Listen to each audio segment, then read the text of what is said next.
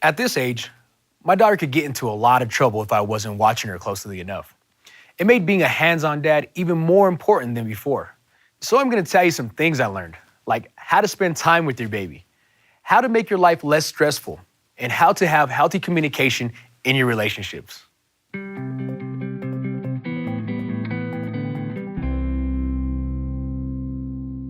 Spending time with my baby was important to me. It's how we got to know each other. Now that she's older, we have a really special relationship. Plant a seed. Babies need their dads as much as they need their moms. Dads have their own special parenting style. For example, dads are exciting and good at letting their kids explore and be curious. This helps them become more confident and good problem solvers as they get older. One of the best ways to spend time with your baby is to play with them. It's fun, and it also helps him learn. Let him crawl on you to work out his large muscle groups, or play games like hide the toy to teach him how to figure things out. You gotta find them. Where'd it go? Found it? Even though it seems fun, don't tickle her too much or throw your baby in the air. These things can be scary for your baby, and she can get hurt. As you spend time together, talk to your baby about what's happening around her. Doing this at an early age helps with her brain development. Is that a chain? That's a chain. That's what's holding you. The more you talk to her, the sooner she'll learn how to use words and understand what you're saying. Plus, talking and listening to her makes her feel important, which is good for her self-esteem. And if you speak a second language, use that too. Another great way to spend time together is reading. Children who are read to every day, even before they understand words, do better in school. So get a library card and check out books with simple pictures of everyday things. It's a fun, free way to help them get interested in books. You see? By the way, doctors recommend that children under the age of 2 limit time in front of screens, including smartphones, tablets, computers, and TVs. It can be bad for their vision. Plus, it takes time away from moving and playing, which babies need for healthy growth and brain development. Don't get it. Come here. Who did that? One thing to remember is that babies this age don't know right from wrong, but they love to explore. So it's your job to make sure your home is safe. Get a book on childproofing or go online for a home safety checklist. You'll be surprised by all the simple things you can do to protect your curious moving baby. For example, get down to your baby's level and look for small objects on the floor. Your baby could choke on things that are small enough to fit in a toilet paper roll. Not too long ago, I found Mac on the floor, and he found some pennies, and he tried to stick it in his mouth. The first thing I did, I rushed over to him. I grabbed the pennies from him. I checked his mouth, make sure nothing else was in there, and every now and then, me and my wife will go through the apartment and make sure nothing's on the ground for him to choke on.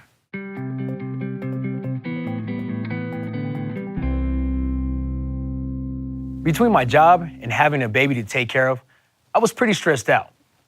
My social worker helped me find ways to cope, so I didn't take it out on my little girl. She said that taking care of yourself is one of the best ways to deal with stress, and she was right. So eat well and make time to do the things you like to do. If you're happy, your baby will be happy. Are you gonna be a drummer one day too? Even though it seems like an easy way to deal with stress, don't get high or drunk around your child. When you want to go out, find a responsible babysitter to watch him. Partying and parenting don't mix. Once your baby starts moving around, she's going to get into your things. But since she's too young to know any better, getting angry or punishing her won't solve anything. Try to use positive ways to teach her what's okay to do.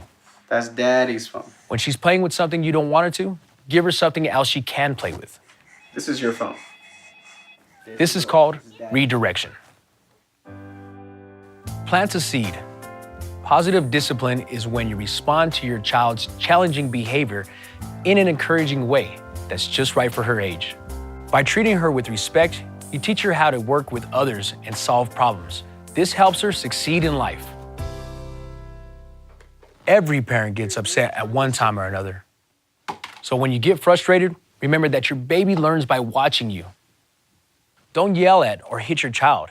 Instead, take a few deep breaths to calm yourself down.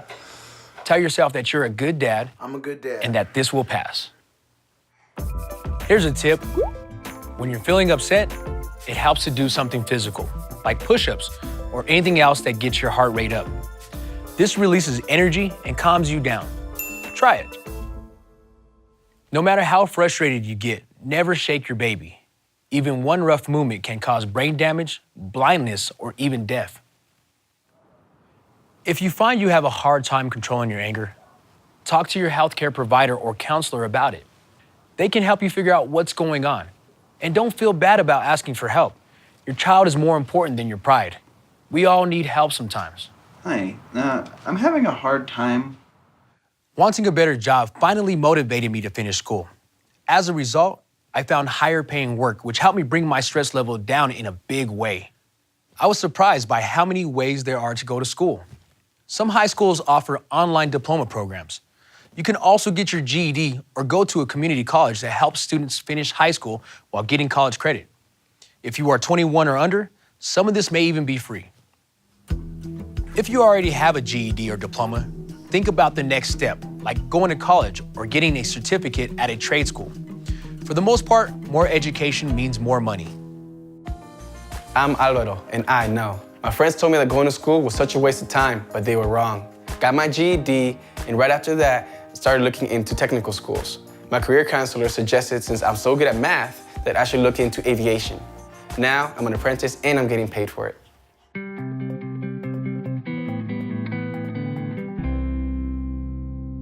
After my daughter was born, my relationship with my girlfriend became more complicated.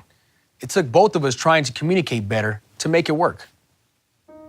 In a relationship, it's important to keep the communication flowing. Set aside time to be together on a regular basis. Talk about your goals and ask her about hers so you can support each other. Now that you have a family, things go much better when you work as a team. All right, well, thank you. You're welcome. As parents, my girlfriend and I seem to fight more often.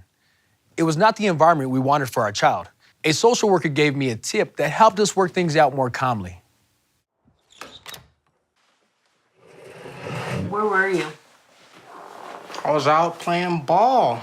You don't tell me anything, and then I end up doing everything all by myself. You can see how blaming each other and getting defensive doesn't solve anything. It just makes things worse. Let's see what happens when Tanjanika uses I messages. That's when you talk about how you feel and what you need, rather than blaming the other person.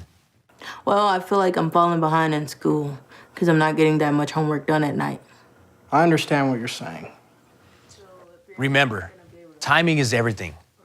Talk when you are both calm so you can listen and treat each other with respect. That's fine, I can do that. Thank you.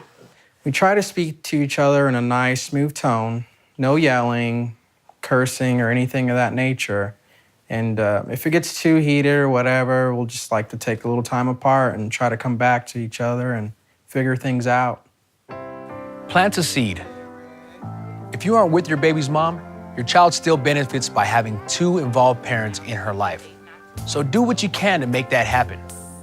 Remember, your baby is half you and half mom. All right, you guys have fun, okay?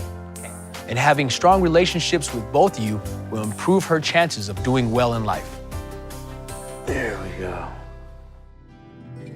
One way to make sure you are both involved is to create a co-parenting plan. It's an agreement between two parents that lists who is responsible for what in the life of their child. Once it's written, it can really help prevent conflict. Check with your local social service office to find free or low-cost mediation and other legal help if you need it. Okay, so how about we do Monday with me, and then we alternate Sundays? Following the co-parenting plan to the T, making sure that I'm always there with time and always have my child support paid on time, makes things a little bit more easier if things need to change. Your baby's growing fast, and as a dad, you have a big impact on their life. So spend time playing and reading. Keep your little explorer from getting into trouble by child-proofing your house and using positive discipline techniques like redirection. Learn how to deal with your emotions instead of yelling or spanking. And improve your relationship by knowing how to resolve conflict in a healthy way and having a co-parenting agreement. Anyone can have a baby, but it takes a real man to be an involved and positive father.